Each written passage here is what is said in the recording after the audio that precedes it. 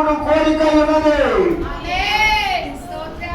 బలహీనంగా ఉన్నావా, బాధతో ఉన్నావా, వ్యాధులతో ఉన్నానని దుఃఖపడుతున్నావా, సంతోషం లేదే అని దుఃఖపడుతున్నావా, కొరతలు ఉన్నాయే అని దుఃఖపడుతున్నావా, హల్లెలూయా అంటూనే స్తుతి పాడేదాం. శ్రమలైన, దుఃఖమైన, నష్టమైన, కష్టమైన, చెరసాలైన, సింహాల పోడైన, అగ్నిగుండమైన, చివరకు మరణమైన హల్లెలూయా అంటూనే స్తుతి పాడేదాం. ఆ మనస్సును దేవా మాకు దయచేయండి. ఆ ఆత్మతో బిడ్డలందరినీ నింపండి దేవా. ఒక్కొక్కరితో మీరు మాట్లాడండి నాన్న. నిర్భరమైన హృదయం ప్రతి బిడ్డకు దయచేయండి ప్రభువా. ఎంతమంది బిడ్డలు నాయనా దిగులుతో ఉన్నారు, వేదనలో ఉన్నారు, శోధనలో ఉన్నారు, కష్టాలలో ఉన్నారు, కొరతలలో ఉన్నారు నాయన. ప్రతి బిడ్డను మీరు తృప్తిపరచండి దేవా. ప్రతి బిడ్డను మీరు సమృద్ధితో నింపండి దేవా. ప్రతి బిడ్డ హృదయంలో సంతోషం ఇవ్వండి దేవా. ప్రతి బిడ్డ హృదయంలో సమాధానం ఇవ్వండి దేవా. నీ కృపలో కాపాడాలి.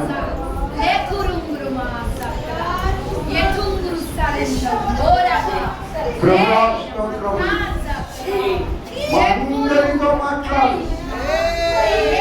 అందరితో మాట్లాడు. యేసు నామం పేరిట వేడుకొంచున్నాను తండ్రి.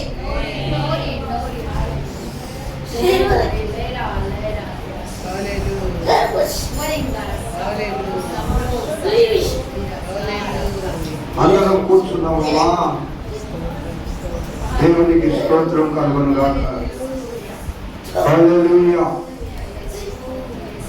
ప్రియులారా, మీ అందరికీ యేసుక్రీస్తు నామం పేరిట వందనాలు. స్తోత్రం. అందరూ నా వైపు చూడండి. ఆ ప్రభు కృపలో మనము ఈ మార్చి నెల కూడా వచ్చేసిందండి. ఇది కూడా సంపూర్ణం కాబోతుందండి. 26వ సంవత్సరంలో 3 నెలలు గడిచిపోతున్నాయి. ఇక ఒక పునరుద్ధాన దినం మాత్రమే ఉంది. దినాలు చాలా వేగంగా గడిచిపోతా ఉన్నాయి. సంవత్సరాలు గడిచిపోతున్నాయి, వారాలు గడిచిపోతున్నాయి, నెలలు గడిచిపోతున్నాయి. కానీ మార్పు లేని జీవితం. మన జీవితంలో ఈ దినాలలాగా మార్పు ఉంటే ఎంత బాగుండు. ఈ సంవత్సరాలలాగా ఒక్కొక్క సంవత్సరం లేకపోతే మనం పరిశుద్ధతలో పైకి పోతే ఎంత బాగుండు. అలాంటి ఆత్మతో దేవుడు మనల్ని నింపునుగాక. పిల్లరా, ఇక 13 రోజులు 12 రోజులు 13వ రోజు మనము శిలువ ధ్యాన కోరికలను, ఆ దినం గుడ్ ఫ్రైడే 7 మాటలు మాట్లాడతాం. ఇప్పుడు చర్చి నుంచి లాస్ట్లో నేను ఎవరెవరు 7 మాటలు మాట్లాడతారో చెప్తాను. ఒకవేళ ఎవరైనా నిర్ణయం తీసుకుంటే చెప్పండి, లేకపోతే నేను చెప్పేస్తాను. ఇక ఒక వారమే మధ్యలో ఉంది. ఈ దినము నేను మంగళగిరిలో దేవుడి వాక్యం చెప్పవలసింది. ఆ సిఐ గారు తండ్రి గారు పోయిన వారం పోయారు, నేను చనిపోయాను కదా. కానీ ప్రభు అందుకు అనుమతించలేదు.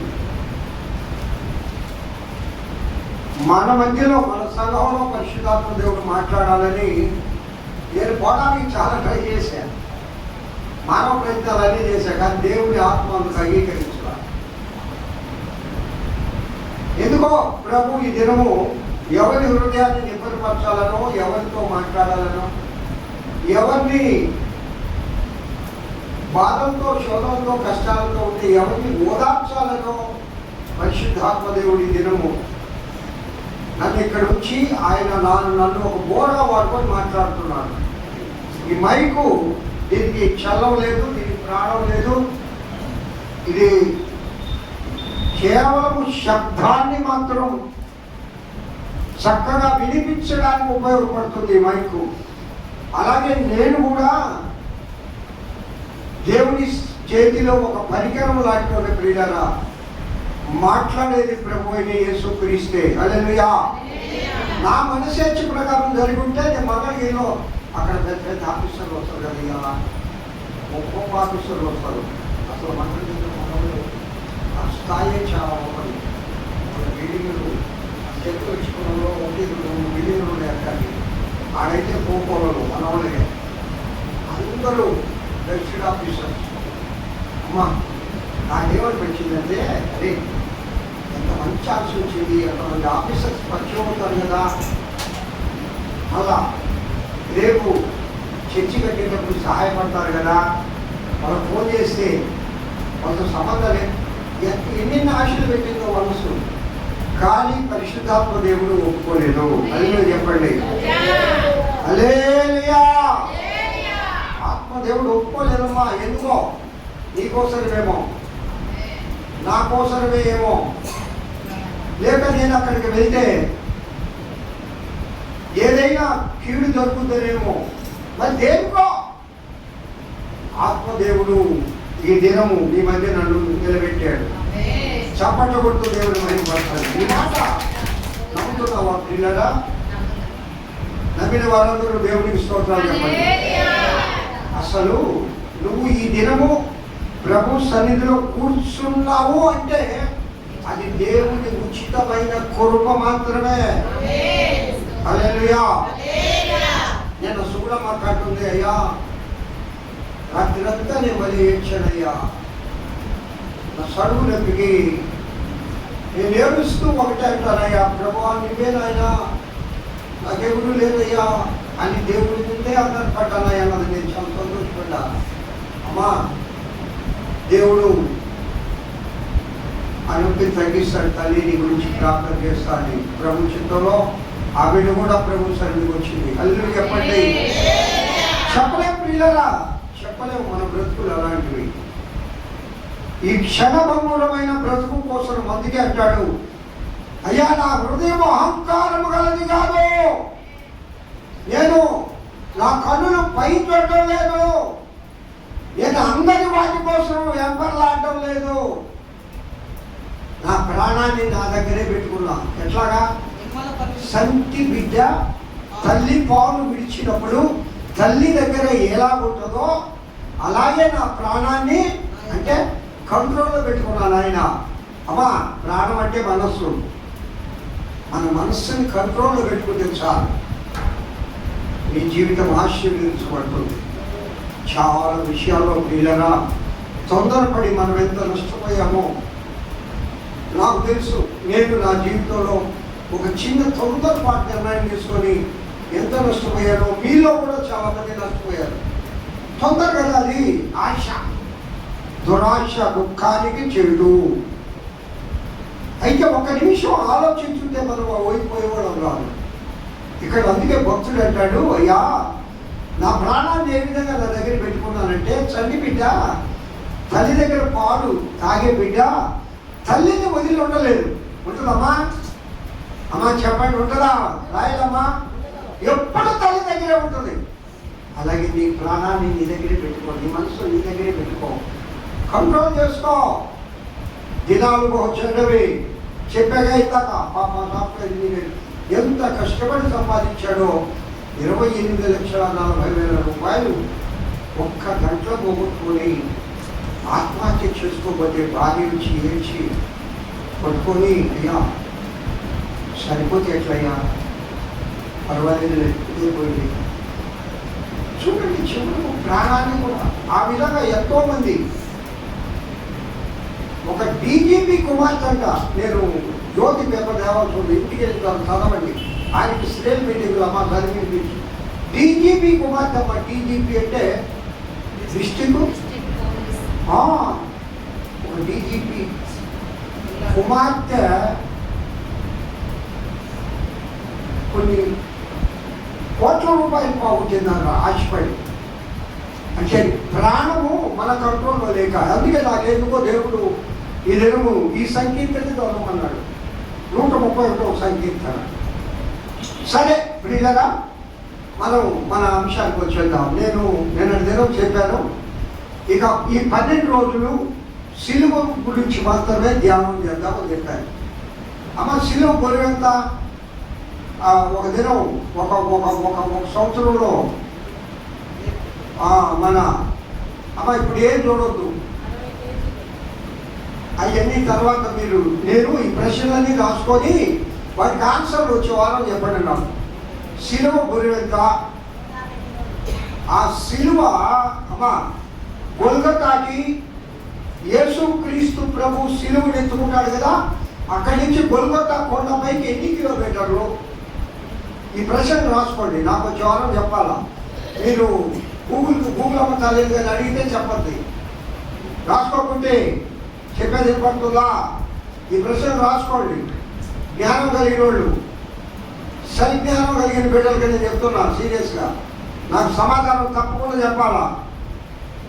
సిలువ బరువెంత? ఆ గొల్గొతా కొండపైకి క్రీస్తు ప్రభు దూరం ఎన్ని కిలోమీటర్లు? ఇకపోతే ఆ సిలువను ఎత్తుకున్న తర్వాత యేసయ్య ఎన్నిసార్లు తూలిపడ్డాడు, ఎక్కడ ఆగాడు, అలాగే యేసుక్రీస్తు ప్రభుని వెంబడించిన స్త్రీలు యేసయ్యతో ఏం మాట్లాడాడు, యేసయ్య వారితో మాట్లాడాడు, అలాగే మధ్యలో వెళ్తున్న ఒక యూదుని లాక్కొచ్చి సిలువ పోయించారు. కానీ ఎక్కువసేపు పోయలేకపోయాడు. యేసయ్య జారిపడి, నానా ఆ బరువు నువ్వు పోయలేవురా బాబు, ఆ భారం నువ్వు పోయలేవు, ఆ భారం పోయడానికి నా తండ్రి నన్ను పంపాడు అని వెంటనే ఆ బిడ్డను తప్పించి యేసయ్య మళ్ళా బుధంపై ఎత్తుకుంటాడు. కావున ప్రియులరా, ఈ ప్రశ్నలన్నిటికీ సమాధానాలు తర్వాత యేసుక్రీస్తు ప్రభు శిలువ పైన పలికిన మాటలు 7. తర్వాత యేసయ్య ఎవరి సమాధిలో ఉంచబడ్డాడు, తర్వాత యేసయ్య సమాధి కోసము రహస్య శిష్యులు 2 వచ్చారు. అమ్మా వాళ్ళ పేర్లు కావాలి నాకు, బైబిల్లోనే ఉన్నాయి.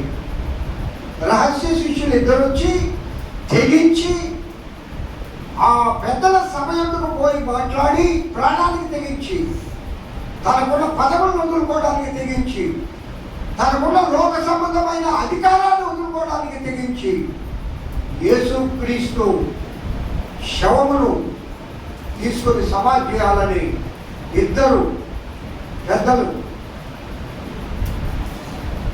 యూదులతో మాట్లాడి ప్రభువును సమాధి చేస్తారు. ఈ ప్రశ్నలకు నాకు వచ్చే వారంలో సమాధానం చెబుతును గాక. దేవుడు మీ జ్ఞానం ఇచ్చును గాక. హల్లెలూయా. ప్రియులారా, ఈ దినము సిలువ బాగా వినండమ్మా, ఇవన్నీ మీకు తెలిసినట్టే ఉంటాయి. అన్నీ ఎందుకు తెలియదు, తెలుసు. తెలియడం వేరు, అనుసరించడం వేరు, మనకు ఆపాదించుకోవడం వేరు. ఇప్పుడు పాట సీరమ్మ పాడుతుంటే చక్కగా ఉంటుంది, అది నేను పాడుతుంటే నాకు రాదు. పాట తెలుసు, ఆ స్వరం లేదు కదా.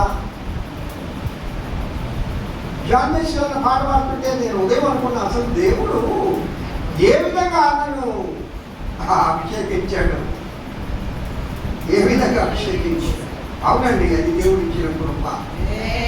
దేవుడు నీకు కూడా చాలా అమూల్యమైన సుగుణాలు ఇచ్చున్నాడు.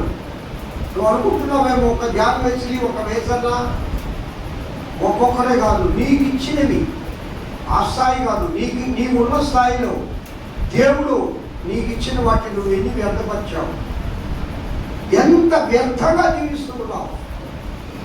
దేవుడు నీకు సమయం ఇవ్వలేదా? దేవుడు నీకు ఆరోగ్యం ఇవ్వలేదా?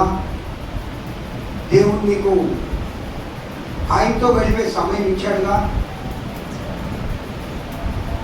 అన్ని వ్యర్థంగా పోగొట్టుకుంటున్నాం ప్రియులారా. మరలా ఆ సమయం రాదు, మరలా ఆశీర్వాదాలు రావు. ఏదైనా ఒకటి కావాలంటే మనం ఎంత ఆటపడతాం,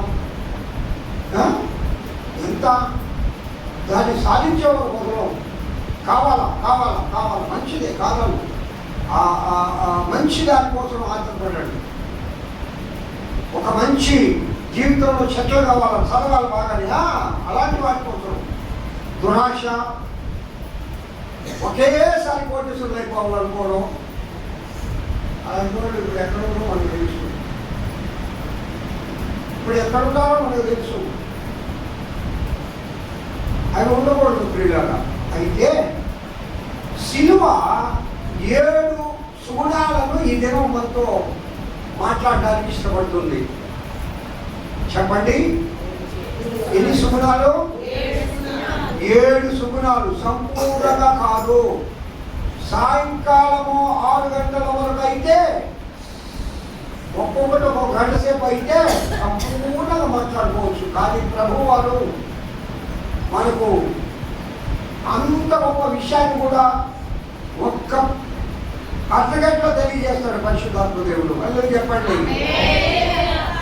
సవివరంగా విషయం మనం తెలుసుకొని దాని ద్వారా ఒక్క మేలు పొందితే చాలమ్మా, ఒక్క ఆత్మ కదిలించబడితే చాలమ్మా, ఒక్క కన్నీటి మట్టు రాలితే చాలమ్మా, నీ హృదయం కదిలించబడితే చాలు. ఎప్పుడు కదిలించబడుద్ది? దేవుని వాక్యం మీద మనస్సు ఎత్తాలి. ఏం మాట్లాడతావు ప్రభువా? ఆ సిలువ విలువలో, ఆ సిలువలో ఉన్న 7 గుణాలలో ఆ 7 లక్షణాలు, ఆ లక్షణాల ద్వారా ఈ దినం నాతో ఏం మాట్లాడతావు? అందరూ చెప్పండి, నాతో ఏం మాట్లాడతావు? ప్రభువా చెప్పడం అందరం, ప్రభువా. ఒరే బట్టిగా నేను చెప్పేది, నువ్వు చెప్పేది. ప్రభువా నాతో మాట్లాడు, ప్రభువా నాతో మాట్లాడు. అంత ఈజీ అమ్మా యేసయ్య నీతో మాట్లాడటం. ప్రధానమంత్రి గారు మీకు ఫోన్ చేస్తారా? ముఖ్యమంత్రి మీకు ఫోన్ చేస్తారా? చివరికి ఎమ్మెల్యే అసలు మీకు ఫోన్ చేస్తారా? చేశారంటే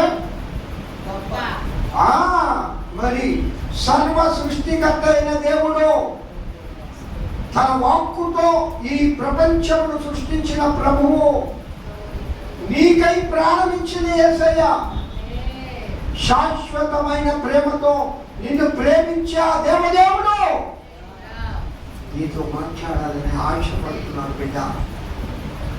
మొట్టమొదటిది, సరే నేను త్వరగా వెళ్ళిపోతాను. సిలువ అనగానే చెప్పండి, మీకు మనకు తెలిసింది. సిలువ అనగానే ఏం గుర్తు రావాలా? వెరీ గుడ్, రాసుకోండి. మొట్టమొదటిది రక్షణ. రక్షణ అంటే మనకు తెలుసు, నమ్మి బాప్తిస్మం పొందినవాడు. అమ్మా నేను చెప్పేదంతా బైబిల్లో వాక్యాలే. ఆ వచనాలు తీసి చదివించాల్సిన అవసరం లేదు.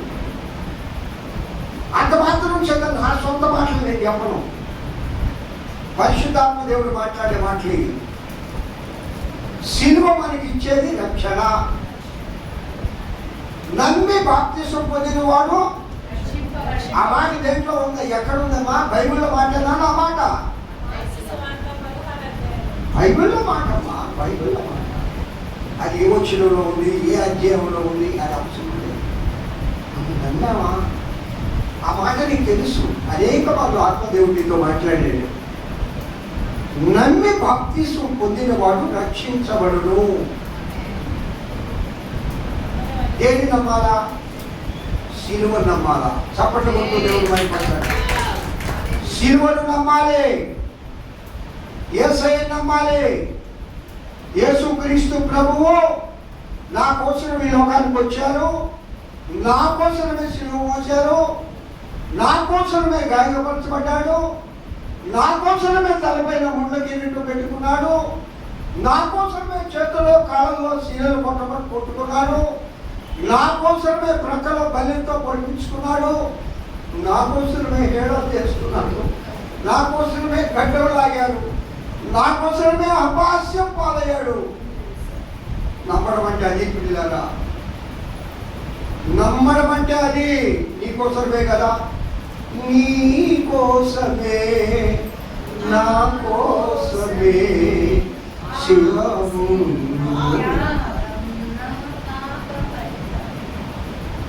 నీ కోసమే నా కోసమే ఆ ప్రభు శిలువ పైన. ఎవరి కోసము?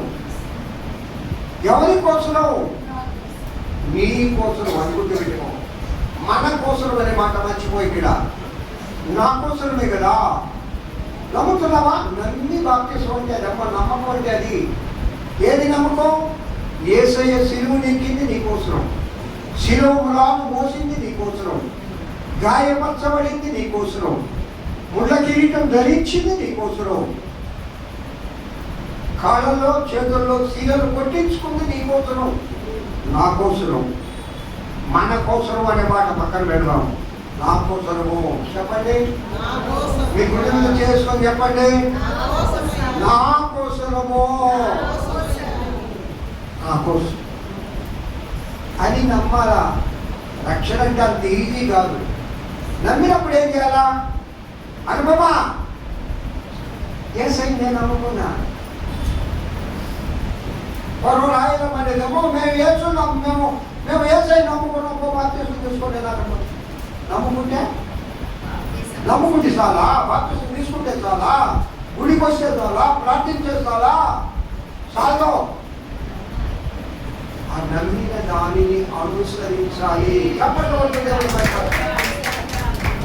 ఇక్కడ ఇందాక మనం చదివిన 131 సంగీతంలో, అయ్యా నేను అహంకారంగా ఉన్నాను, ఆయన అనే మాట చూడండి. నేను నా కళ్ళు పైకి పెట్టుకోను, పైకి చూడను. రే ఈనాడు నీకు నెత్తి మీదకి వచ్చింది కళ్ళ అంటారు కదా. అకాలంగా ఏమంటారా? పెద్దోళ్ళు ఏమంటారా? నెత్తి మీదకి వచ్చింది కదమ్మో కళ్ళు.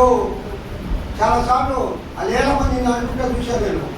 అమ్మో నెత్తి మీదకి వచ్చింది కళ్ళు, ఆడ నెత్తి కళ్ళు అంటే నెత్తి మీదకి ఎంత వస్తాయి అంటే అంత పెట్టలేకపోతున్నావు నువ్వు, నీవు అంత హెచ్చించుకుంటున్నావని. మనల్ని మనం హెచ్చించుకోకూడదు, క్రీడలు తగ్గించుకోవాలి. అల్లే చెప్పండి. రక్షణ అంటే అంత ఈజీ కాదు. రాత్రి కూడా చెప్పాను, రక్షణను మనం బ్రతికినంత కాలం భయంతో ఒడుగుతో కాపాడుకోవాలంట. అంటే అంటే మధ్యలో రక్షణ దోచుకోబడుతుందా? దోచుకోబడుతుంది. సాధారణంగా రెడీగా ఉంటాడు. ఎప్పుడెప్పుడు నేను పాపంలో దొయ్యాలా, ఎప్పుడెప్పుడు నేను బలహీనపరచాలా, ఎప్పుడెప్పుడు నీలో ఉన్న రక్షణ తీసేయాలా, రక్షణ వదులు నేను బాగా చూడాలని వాడి ఆశ. వాడు ఒక ప్రయత్నం కాదు, సకల కళా కోవిందుడు, అన్ని కళలలో ప్రావీణ్యుడు వాడు.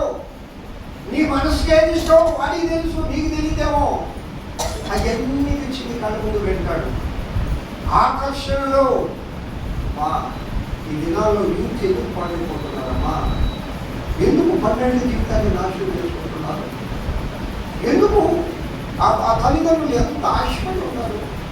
బిడ్డలు ఎందుకు ఈ విధంగా పాడైపోతున్నారు? ఎందుకు అంటే సాతాను ఆ విధంగా బిడ్డలు నాశనం చేస్తుంది. పిల్లరా ఇంకొక సంగతి చెప్పనా? సాతాను వాడి పని అంతా మనతోటే. వాడు నీతోనే ఉంటాడు. ఏదో వాళ్ళు అవసరం లేదు, వాడికి లోకస్తులు అవసరం లేదు. నీలో ఉన్న రక్షణ కలిగిస్తే వాడు వాడి సమూహం పడే ఆనందం అంతా ఇంకా కాదు. హల్లెలూయా, హల్లెలూయా. ఈ లోకంలో పుట్టే ఒక్క పాపి రక్షణ పడితే పరలోకంలో, అలాగే రక్షణను దొంగిలించిన తర్వాత వాడి సమూహం కూడా అట్లే సంతోషపడతారట. కాబట్టి సిలువ అంటే ఏంటమ్మా?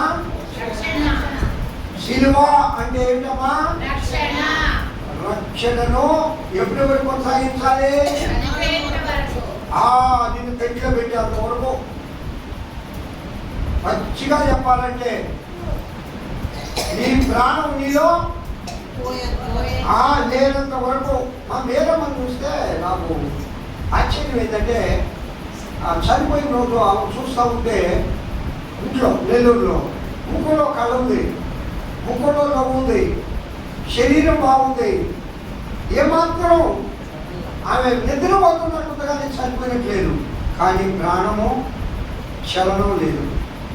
మా కోళ్ళు అంటుంది, మావయ్య అత్తమ్మ ఎక్కడో ఇంట్లో ఉంది, నువ్వు పిలువు, ఎందుకంటే ఆశ మనం ఎంతో ఆశపడవచ్చు పిల్లగా. అంతవరకు రక్షణ కొనసాగించుకోవాలి. హల్లెలూయా. నేనైతే ఏమనుకుంటానో తెలుసా, ఆమె బ్రతికినప్పుడు నేను చూశాను కాబట్టి, ఆమె ఆశ నేను చూశాను కాబట్టి, ఆమె ఎక్కువగా ఎప్పుడు నిజం చెప్పాలంటే కర్మకు చెప్పుకుంటా నేను ఎక్కువ సమయం దేవునితో గడపడానికి ఇష్టపడేది, స్తోత్రాలు చెప్పడానికి ఇష్టపడేది, ప్రార్థన చేయడానికి ఇష్టపడేది. నేను అనుకుంటాను ఆ చివరిలో కూడా ఆమె స్తోత్రాలు చెప్తూనే ఉంటుంది కాబట్టి ముఖంలో ఆ దైవత్వం కనిపించింది నాకు. అయ్యో చెప్పండి. అంటే ఆ రక్షణను అంతవరకు పోగొట్టుకోవడానికి ఇష్టపడలేదు, అంతవరకు పోగొట్టుకోవడానికి ఇష్టపడలేదు. పిల్లరా, మనం కూడా నిజంగా మనకున్నది ఏసై అంటే బలి ప్రేమ. అసలు ఏసై అంటే ప్రేమ లేకపోతే పాపం మన శరీరానికి నడవలేదు, పాపం యాక్చువల్గా బాగలేదు. అయితే కష్టపడి ఆ బిడ్డ నడిపొస్తూ ఉంటే నేను చూసాను కట్టించి కాలు వీలే తెలుస్తూ ఎందుకు వచ్చాడు ఏసై అంటే ప్రేమ. ఆ చూడ అక్కకి ఎంతో చదువులు నొప్పి ఎందుకు ఎవరితో బండి పడుకోవచ్చు. అలాగే అందరూ కుమారమ్మాయికి ఏదో కట్టుకోడు కట్టింది, అది నిజం అబద్ధం నాకు తెలియదు, కట్టుకోడు కట్టింది చేయనట్టు. అయినా అట్లా ఎందుకు వచ్చింది? ఎందుకు అంటే యేసై అంటే ప్రేమ లేని వాళ్ళు ఎవరు కూడా యేసు దగ్గరికి రారు. అదే చెప్పండి. ప్రభు అంటే మనందరికీ ప్రేమేనమ్మా. వాళ్ళ ముగ్గురు నలుగురికే కాదు, ఇక్కడికి వచ్చిన అందరికీ ప్రేమే. అయితే పిల్లరా, ఆ ప్రేమను ఎప్పటి వరకు కాపాడుకోవాలి? మరణము వరకు కాపాడుకుందుకోగాక. సరే, ముగించేస్తున్నాం. ముగించేసే సమయం సరిపోదు. ప్రభుత్వమైతే ధ్యానం చేస్తున్నాం చాలా చాలా కాలం. రెండవది చెప్పండి, త్యాగము. నేను చెప్తాను. రెండవది త్యాగం కూడా 3-4 ఉందమ్మా. రెండవది క్షమాపణ. తండ్రి ఏమంటాడు? క్షమాపణ. రాసుకోండమ్మా, క్షమాపణ. అందరు చెప్పండి మాట, క్షమాపణ. చెప్పండి అందరూ, నోట్ కదా. ఇంకో మాట చెప్పండి, ఇంకొక మాట చెప్పండి. ఆగుదాం ఎక్కడ ఆగండి. నువ్వు ఊరిని క్షమించాలి. నీకు తెలుసు మాట, మన అందరూ శత్రువులే, కానీ నీకు శత్రువులు ఉన్నారా లేదా? నువ్వు ఇంటికి వెళ్ళి వాళ్ళు క్షమాపణ నువ్వు నీకు ఎవరి మీద కోపంగా ఉందో, నువ్వు ఎవరినైతే ద్వేషిస్తున్నావో, లేక నిన్ను ఎవరైతే ద్వేషిస్తున్నారో, నీకు శత్రువులు కానీ వారికి నువ్వు శత్రువు అయినా కానీ క్షమాపణ అడగలవా? అడగలరా? ప్రియులరా, యేసయ్య ఏమన్నాడు? తండ్రి ఏ స్థితిలో అన్నాడమ్మా మాట?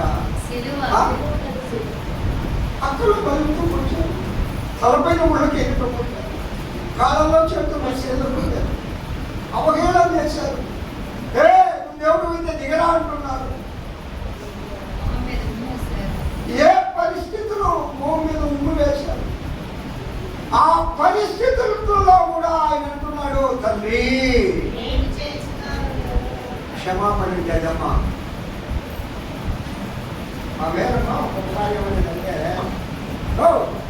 ఇంతగా క్షమించుకోవాలి కదా బ్రహ్మమ్మ, ఇంతగా క్షమించడం అయిపోయింది. అంత అయిపోయింది. కూర్చొని ఏడ్చేది ఎవరి గురించో, రక్షణ గురించి ఎక్కువ ఏడ్చేయడం అని చెప్పాను.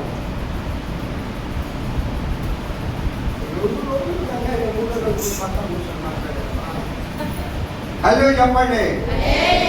అదే రక్త సంబంధం, అదే క్షమాపణ. ఆ తల్లికి నిజంగా దేవుడు ఎంత క్షమించే గుణం ఇచ్చాడంటే, ప్రభువుతో సహవాసం కలిగి ఉంటే మనకు కూడా ఇస్తాడు. మీ అందరికీ కూడా ఉంది. మనం కూడా చాలా మందిని క్షమించాం. నీ జీవితంలో నిజంగా నువ్వు చాలా మందిని క్షమించావు, నేను కాదన్నా లేదు. నేను కూడా చాలా మందిని క్షమించాను, కాదన్నా లేదు. అది సరిపోదమ్మా చందమ్మా, అది సరిపోదు.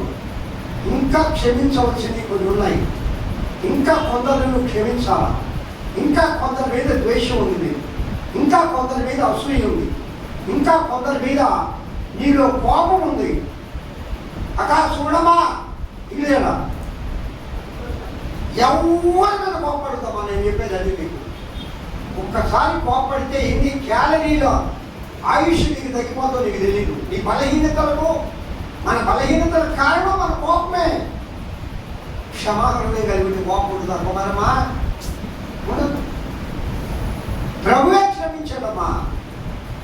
యేసయ్య ఎలా ఆ పరిస్థితులు అయితే నువ్వు నేను క్షమించలేవు. ఆయన దేవుడు కాబట్టి, ఆ దేవదేవుని కుమారుడు కాబట్టి, సృష్టికర్త కాబట్టి, మహాగణుడు కాబట్టి, మహోన్నతుడు కాబట్టి, మహిమాన్వితుడు కాబట్టి ఆ దేవదేవుడు క్షమించాడు. అయితే నువ్వు ఆయన బిడ్డవు. ఇప్పుడు నువ్వు ఆయన రక్తాన్ని పంచుకొని కొట్టావు, నువ్వు ఆయన రక్తం ద్వారా రక్షణ పొందావు, నువ్వు దేవుని బిడ్డవు. ఇప్పుడు మరి యేసయ్య గుణం నీకు రావాలా ఉందా? యేసయ్య గుణం నీకు రావాలా వద్దా? క్షమించుదుము గాక. క్షమా ఆత్మను ప్రభు మనకు దయచేయను గాక. ఓకే, వెళ్ళిపోదాం. మూడవది ప్రేమ. మూడవది ప్రేమ. యేసయ్య ప్రేమ గురించి వివరించాలి అంటే ఈ లోకంలో ఎవ్వరి జ్ఞానం సరిపోదు, ఎవ్వరి జ్ఞానం సరిపోదు. ఆయన ప్రేమమయుడు అంతే. ప్రభువులో ఉన్న ప్రేమలో ఒక్క వంతు ప్రేమలో ఉంటే సరిపోదా? ఉందని మీరు అనుకుంటున్నారా? 1% కూడా లేదు, జీరో. ఇంకో మాట చెప్పాలంటే జీరో. భలే ప్రేమ కలిగిందమ్మా, కళ్యాణమ్మ, భలే ప్రేమ కలిగిందమ్మా. జీరో. ఒక దేవతలు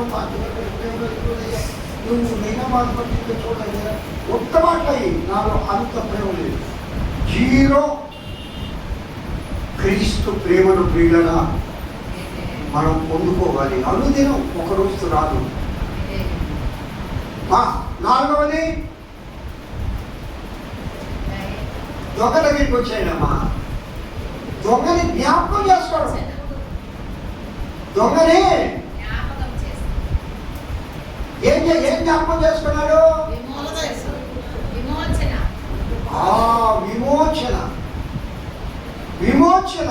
దొంగని జ్ఞాపకం చేసుకున్నాడు. నేడు నీవు నాతో దొంగను విమోచించాడు. ఇందాక రెండో కొడుకు చెప్పాను, క్షమాపణ. క్షమించాడు, విమోచించాడు. క్షమించకపోతే విమోచించలేడు. హల్లెలూయా. పిల్లరా, నిన్ను నన్ను యేసయ్య క్షమించకపోతే ఈ విమోచన, ఈ రక్షణ, ఈ ప్రేమ మనం పొందుకునే వారం కాదు, అరుణం కానే కాదు. ఐదవది చెప్పాలా? నేను మీకు వదిలిపెడుతున్నా, నా మనసులో ఉన్నాయి. బాధ్యత. అసలు 7 భాషలు గుర్తుంటే 7 లక్షణాలు వచ్చేస్తాయి. వాటిలోనే నేను చెప్పేది, నేనేం కొత్త చెప్పడం లేదు, కానీ తెలుసు అనుసరించాలని పరిశుద్ధాత్మ దేవుడు ఈ దినం ప్రత్యేకంగా మనతో మాట్లాడమని చెప్పాడు. బాధ్యత. తల్లిదండ్రుల బాధ్యత ఎంతమంది తీసుకుంటున్నారు? మన సభలో ఉండే వాళ్ళందరూ కూడా చాలా వరకు తల్లిదండ్రుల బాధ్యతలు నెరవేరుస్తున్నారు. అమ్మ, ఒక రాష్ట్రం ఏదో మన ఇండియాలోనే ఒక రాష్ట్రం ఏం చేసిందంటే ఉద్యోగస్తులకి 15%, ఉదాహరణకు నా జీతం ₹1,00,000 అనుకో, 20%, 20,000 నా తల్లి లేకపోతే నా తండ్రి అకౌంట్లో వేసేస్తాను నెల నెల. ఎంత వేస్తారమ్మా? 80,000 నాకు ఇచ్చేది. ఆ నిర్ణయం తీసుకుంటే మంచిదా కాదు చెప్పండి మీరు? మంచిదా కాదు రాయలమ్మా? కుమారమ్మ నిద్రపోతున్నావే ఇంకా. ఆ నిర్ణయం చాలా మంచిదని చెప్పి నెట్జిట్స్ అందరూ అబ్బా ఎంత పొగిడారో ఆ సీఎం గారిని. అది అందరూ చేస్తారు రాబోయే రోజుల్లో. చేయాలి. 6 కాలాలు నిన్ను పెంచి పెద్ద చేసి శ్రమపడి ప్రాణం పోగొట్టుకునే పరిస్థితుల్లో కూడా నీకు ఏ దెబ్బ తగలకుండా కాచి కాపాడిన వృద్ధాప్యంలో ఉన్న తల్లిదండ్రులు లేకపోతే ఇంకెందుకు లోయ కాకులు దిగటే అంట బైబిల్లో రాసిన మాట. ఏమా దేవుడు ఈ విధంగా అందరిలో కూడా గుణాన్ని మార్చేస్తున్నాడు. అసహ్యం కాదు. చూడండి, తల్లిదండ్రుల అకౌంట్లో 20,000 లక్ష రూపాయలు ఉంటే 50,000 ఉంటే 10,000, 40,000 ఉంటే 4,000, 8,000. వాళ్ళు బతకాలి కదా. నిన్ను పెద్ద చేసి నిన్ను చదివించి నిన్ను ఒక మార్గానికి తెచ్చి నీకు ఒక మంచి అమ్మాయిని ఇచ్చి వివాహం చేసి ఒక కుటుంబాన్ని ఇచ్చి ఇప్పుడు తల్లిదండ్రులు నోటంటే కూతురు పెడతా బయటికి దూచేస్తా కుసలు కప్పు కొడుతుందంట నీ భార్య మాట్లాడుతూ తీనయ్యా అట్లా అయిపోయాడు. అనుకున్నాం ప్రభుత్వం మంచి నిర్ణయం చేసుకుంటే అందరూ ముఖ్యమంత్రులు ఈ నిర్ణయాన్ని అమలు చేసేటట్టు ప్రార్థన చేయండి. చప్పట్లు కొడుతుంది ఎవరు మహిమవుతుంది. మా ఒక తల్లి నిజంగా నా కన్నీరు వచ్చినాయి. ఒక తల్లి అమ్మ చూడ కన్నీ అంత ఏజ్ ఉంటుంది ఆమెకి, సన్నగా ఉంది. ఒక దగ్గర చెట్టు కింద కూర్చొని కన్నీరు కారుస్తూ ఉంది. ఒక కారులో ఒక IAS ఆఫీసర్ వాళ్ళు పోతా ఉంటే చుట్టుపక్కల చూస్తారు కదా. ఒక ఎవరు బిడ్డ IAS ఆఫీసర్ పక్కన కారు ఆపి వచ్చి వెనక్కి వచ్చి ఆ తల్లి దగ్గరికి వచ్చి కూర్చుంది. కింద ఆమె కూర్చుని దగ్గర కూర్చున్నావా ఏమమ్మా ఎక్కడున్నా ఎవరు లేరా ఏంటి నీ పరిస్థితి అంటే నేను అన్నదాసులలో చేస్తాను. ఆహారం తిరిగి గురువు లేదమ్మా నేను మాట్లాడలేకపోతే ఏమమ్మా ఆ కొడుకులు ముగ్గురు ఉంటే ముగ్గురు స్థానంలో ఉన్నాడమ్మా. ఏడవరట అనుకోమా ఏడవరట 50 ఎకరాలు అన్ని ఎకరాలు పొలం మీ బిడ్డలు చదివించి ఆరంలో భార్య బిడ్డలు క్షేమంగా ఉన్నారు. మా ఆయనకి వచ్చిన తర్వాత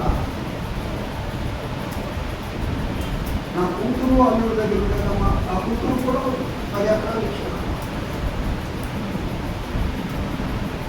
వారం దినాలైందమ్మా నన్ను తీసుకొచ్చి వాళ్ళు నేను ఉద్దేశం నా కూతురు ఇంకా నా ఇంట్లోకి వస్తే ఆ పెద్ద మాట చెప్పింది చచ్చిపోదాము. నిజంగా ఆ IAS ఆఫీసర్ అయితే కళ్ళనీళ్ళు కాచి ఆమె తీసుకొని కావాలి. ఏంటి ఆ దీన స్థితి? ఎంతమంది దయార్థులు ఉన్నారు. ఆమె IAS ఆఫీసర్ ఇష్టం నేను చెప్తా. ఆమె నాన్న రిక్షా కొని అమ్మా నాకు తెలుసమ్మా చెమట వేయాలని తెలుసా ఆమెకి రిక్షా దొక్కుని చదివిస్తే IAS ఆఫీసర్ అయిందామె. తప్పటి కొడుతూ చూడడం భయపడతాయి. అలాంటి వాళ్ళే దయగలిగిన హృదయం ఉండేది వాళ్ళకే. డబ్బులేంచి వచ్చిన వాళ్ళకి అందించుంటుంది. అల్పతులు బంగారు తూలికల మీద ఊగులాడుతూ వచ్చే నాయకులకి ఎక్కడ ఉంటుంది? వాళ్ళకి తెలుసు చెమట వాల్యూ తెలుసు, తల్లి వాల్యూ తెలుసు, తండ్రి వాల్యూ తెలుసు.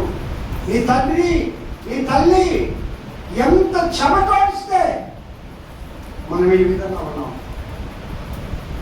కావున పిల్లరా మన యేసయ్య శిలువ ఏం నేర్పిస్తుంది? విమోచన, బాధ్యత, తల్లిదండ్రుల బాధ్యత.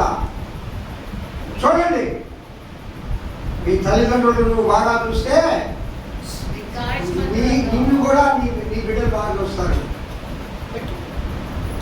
ఒక కొడుకంట ఒక కొడుకు మీకు చెప్పలే ఆ మాట. అదే ఉంది మనకు కూడా బాగా చూడండి. కానీ యేసయ్య వదిలేడా? యేసయ్య తల్లి బాధ్యతను వదిలేడమ్మా. సిలువలు మనకు వచ్చిన 5వ విలువ కలిగిన మాట అది. తర్వాత చెప్పాలా? చెప్పాలి.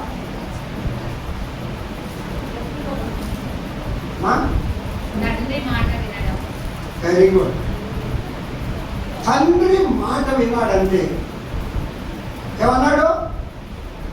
తండ్రి మాట విన్నాడు, ఆ విధంగా నడిచాడు.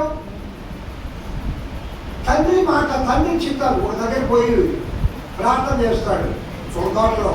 తండ్రి నీ చిత్తం అయితే ఈ గిన్నె తొలగించంటాడు. కాదు ప్రభు, పొరపడ్డాను అయినా నీ చిత్తం కాదు, నా చిత్తం కాదు, నీ చిత్తమే నెరవేర్చు కాక. చప్పట్లు కొడుతుంది. సిలువ మనకు నేర్పించేది దేవుని చిత్తాన్ని నెరవేర్చాలి అని. హల్లెలూయా. ఇంకొక మాట చెప్పనా అమ్మా? ఆత్మని ఎవరు తప్పించాడు? మన ఆత్మను మనం ఎవరు తప్పిస్తామో లేవు. వాడు ఒక్కడే అల్లోడు అల్లోడు అదేమా తెలీదు. మోషే లాంటి భక్తుడే పొరపడ్డాడమ్మా. నువ్వు నేను ఎంతమ్మా, నేను వాళ్ళు అనుకుంటున్నావేమో, నువ్వు నేను ఎంత. రేపటి దినము మనకున్న ఈ యొక్క విశ్వాసం కాపాడుకోగలము లేదు. అందుకే పిల్లల భయముతో వండుకు అనే మాటలు చాలా దాని ఉంది. చివరిగా 7వ చెప్పరా అమ్మా? ఆత్మను తండ్రికి అప్పగించుకున్నాడు. చివరిగా ఆనాడు ఒక మాట చెప్పాడు. ఎవరు తండ్రి అక్కడ బాధపడతా ఉన్నాడు, కన్నీరు గారుస్తూ ఉన్నాడు. ఈ లోకంలో ప్రజలందరూ నాశనం అయిపోతున్నారు, పాపంలో మునిగిపోతున్నారు. ఆ పాపం నుండి బయటికి తెచ్చేవాళ్ళు ఎవరున్నారు? నేనున్నాను అని వచ్చాడు. చప్పట్లు కొడుతూ దేవుని భయపడుతుంది. హల్లెలూయా, హల్లెలూయా, నేనున్నాను అని బయటకు వచ్చాడు. ఆయన తండ్రి యొక్క కర్తవ్యాన్ని నెరవేర్చాడు. హల్లెలూయా. అది చిన్న కర్తవ్యం కాదని, అది మానవులు చేయలేరు, అది ఎవ్వరూ చేయలేరు. దేవదేవుడు కాబట్టే చేశాడు. తన ప్రాణాన్ని తన తండ్రి మాట కోసము, నీ కోసము నా కోసము సమర్పించాడు. హల్లెలూయా. ఇక్కడ మాట జ్ఞాపకం చేస్తుంది. ఎక్కడైనా సరే చివుక్కుమని ఆయన కోపం వచ్చింటే ఏం జరుగుతుందమ్మా? ఏం జరుగుతుంది? నాశనం అయిపోయి ఉండేది లోకమంతా. అసలు ఆయన ప్రాణము పోయినందుకే, తండ్రికి అప్పగించుకున్నందుకే ఏమైంది? చనిపోయిన వాళ్ళు తిరిగి లేచారు. భూమి రెక్కలైపోయింది. యెరూషలేము తెర మీకు తెలుసా? యెరూషలేము తెర ఎంత బలం కలిగిందో చెప్తాయనండి. ఎలాంటి నారతో పేల్తాడంటే దాన్ని 2 ఏనుగులుగా, అమ్మ నా వైపు చూడండి, 2 ఏనుగులు ఆ వైపు ఒకటి కట్టి లాగితే చెనగదు. హల్లెలూయా చెప్పండి. అంత గొప్ప తెరే యేసుక్రీస్తు ప్రాణం అర్పించిన తర్వాత సమాధుల్లో చచ్చిన శవాలు జీవం తెచ్చుకొని బయటకు వచ్చాయి. కొండలు బ్రతలైపోయినాయి. సూర్యుడు ఎక్కడికి వెళ్ళిపోయాడు? మొబ్బుల చాటుకి వెళ్ళిపోయాడు. గాఢాంధకారం కమ్మింది లోకమంతా. అలాంటి విలువ కలిగిన సిలువ ఈ దినం మనకు 7 పాఠాలు నేర్పిస్తుంది ప్రియులారా. ఆ 7 1, 2, 3 అయినా అనుకరించండి అమ్మా. ఏముందో ఒకటి యేసయ్య కలిగిన ప్రేమ కలిగి ఉండండి, మిగతా 6 వచ్చేస్తాయి మీకు. చప్పట్లు కొడుతూ దేవుని మహిమపరచండి అమ్మా. యేసయ్య కలిగిన ప్రేమ కలిగి ఉంటే మిగతా 6 లక్షణాలు వచ్చేస్తాయి.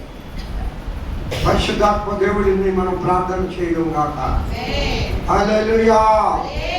దేవా నీ ప్రేమను నాకు ఈయనైనా, నీ ప్రేమను నాకు ఈయనైనా, నీ ప్రేమను పంచు ప్రభువా.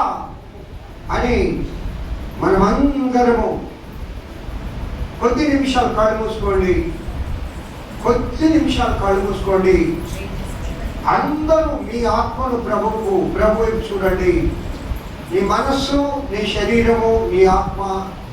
ఇదిగో సిలువ వేయబడిన యేసయ్య మన మందిరంలో ఉన్నాడు.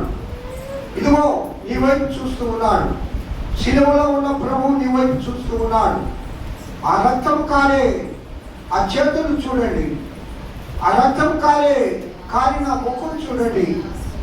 ఆ యొక్క శిరము పైన ఉన్న ముళ్ళ కిరీటం చూడండి. ఆ చేతులలో కాళ్ళలో కొట్టిన శీలను చూడండి. కనబడడం లేదా? ఈ మనోనేత్రములు తెరువు ప్రియబిడ్డ. ఈ మనోనేత్రములు తెరువు ప్రియబిడ్డ. యేసుక్రీస్తు ప్రభు నీ ఎదుట ఆయన సాక్షాత్కరిస్తున్నాడు. ఆయన నీ ఎదుట ఆయన ఉంటూ ఉన్నాడు. ఆయన నిన్ను చూస్తూ ఉన్నాడు. ఆయన నీతో మాట్లాడాలని కోరుకుంటూ ఉన్నాడు. సిలువలో విలువ కలిగిన ఆ 7 సంలక్షణాలు నీలో నింపాలని, నిన్ను ఆయనలా మార్చాలని, ఆయన రూపం నీకు ఇవ్వాలని ఆ ప్రభువు ఆశపడుతున్నాడు. హల్లెలూయా. ఆ ప్రభువు ఆశపడుతూ ఉన్నాడు.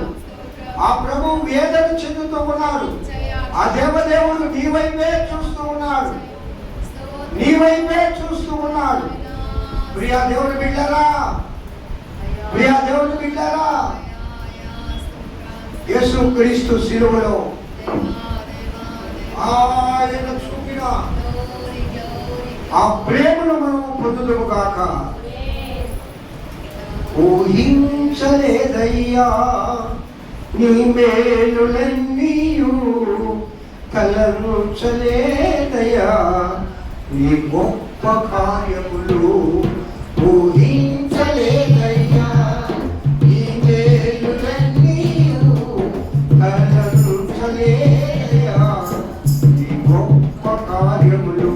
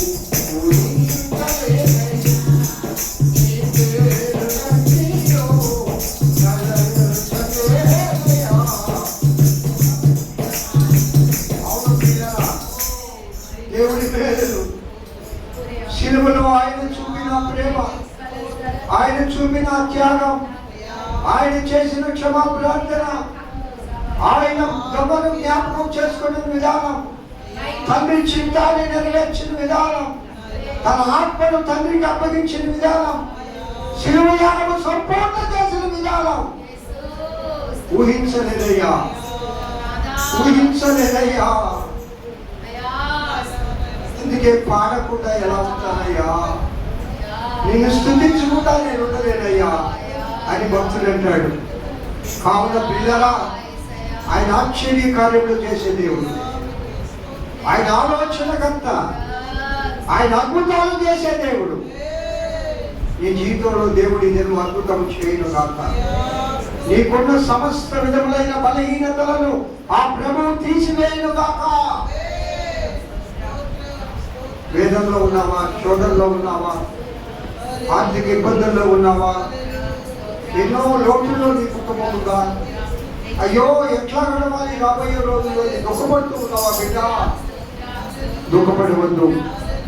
యేసయ్య వైపు చూడు, ఆయన నీ ప్రతి అవసరమును తీర్చునుగాక, ఆయన నీ ప్రతి అవసరమును తీర్చునుగాక, ఆయన నీ ప్రతి అవసరమును తీర్చునుగాక. దేవునికి మనము లోబడి మన హృదయాలను ప్రభువుకు సమర్పించి పరలోకాశీర్వాదములు పొందుదుముగాక. దేవుడి వాక్యము దీవించుగాక. ఈ వాక్యము నిమిత్తము ఆత్మలో ప్రేరణ కలిగిన వారు ప్రార్థన చేయడమా. స్తోత్రం నాయనా.